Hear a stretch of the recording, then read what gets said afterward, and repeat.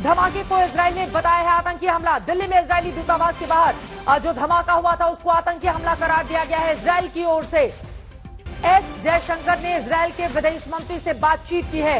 विदेश मंत्री ने इजराइल के विदेश मंत्री से बातचीत की है। श्वेता सिंह इस वक्त हमारे साथ जुड़ी हुई हैं। श्वेता, दिल्ली में इजराइल दूतावास के बाहर 150 मीटर पर जो हमला हुआ है उसको इजरायली दूतावास की ओर से, इजराइल की ओर से आतंकी हमला करार दिया गया है। श्वेता।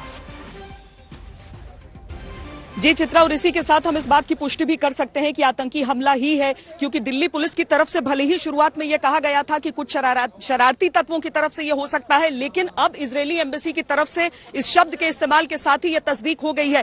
हम आपको जो इन्वेस्टिगेशन की जगह है वहां की सीधी तस्वीरें दिखाते हैं। चित्रा, वहां की सीधी तस्वीरें देखिए कि किस तरीके से वहां पर, और देखिए जो तमाम वरिष्ठ पुलिस अधिकारी है वो सब यहाँ पर मौजूद है और आगे की ओर बढ़ते हुए आ रहे थे, लेकिन कुछ देर के लिए वो वापस लौटे हैं उस ओर।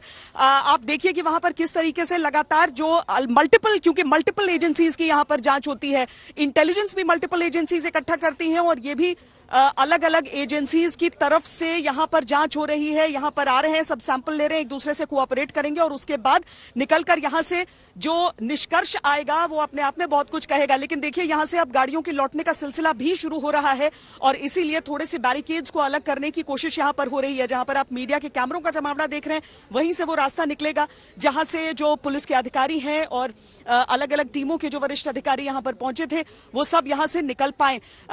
इसी के लिए ये बातचीत हो रही है, लेकिन हम सबको ये देखना है कि क्या अभी अपनी तरफ से, चूंकि इजरायली दूतावास की तरफ से इसे आतंकी हमला तो कह दिया गया है, लेकिन क्या अभी यहां पर ये चीज कही जाएगी या फिर अभी किसी भी तरीके से के बयान से बचा जाएगा, ये अभी देखना होगा। लेकिन पहली जो प्राथमिकता है यहां पर चित्रा, प्राथमिकता जो यहां पर है वो यही है कि जल्दी से जल्दी जांच के जो सैंपल्स हैं वो जुटाए जाएं। सब ये जानना चाहते हैं कि आखिर कौन हो सकता है जिसने इस तरह की हिमाकत की है इतने अहम दिन पर और इतने अहम इलाके में। और अगर इजरायल को वाकई एक संदेश देने का प्रयास किया गया है तो यह भी जानना बहुत जरूरी है कि यह कौन है। देखिए दिल्ली में जिस तरीके का अभी तक एक ट्रैक रिकॉर्ड रहा है, दिल्ली आतंकी हमलों से खुद को बचाने में सक्षम रहा है। लोगों की भागीदारी एक तरफ है, लेकिन खाकी वर्दी वाले वो दूसरी तरफ, जिन पर शायद वार करते हुए बहुत लोग एक बार को सोचते नहीं है। लेकिन आज अगर यहां पर आप चाहे खाकी वर्दी हो या फिर हमारे सीएपीएफ के फोर्सेस हो, वो यहां पर अगर तैनात आपको नजर आते हैं तो वो हमारी सुरक्षा के लिए, हमें महफूज रखने के लिए ही नजर आते हैं।